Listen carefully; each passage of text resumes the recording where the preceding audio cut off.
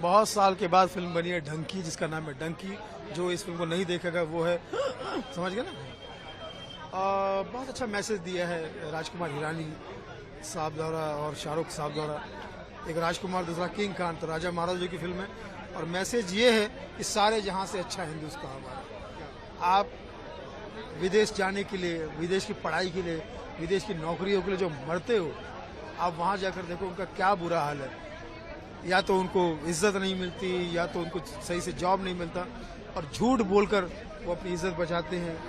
और उनके बहकावे में आके और भी लोग वहां जाते हैं, जान जोखिम में लग जाते हैं। दूर के ढोल सुहावने होते हैं।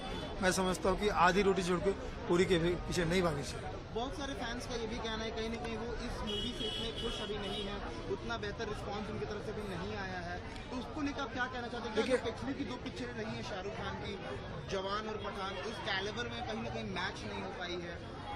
भाई देखिए, एक तो या तो आप फिर मसाला फिल्म ढूंढो, या तो मीनिंगफुल फिल्म ढूंढो। ये फिल्म मीनिंगफुल है।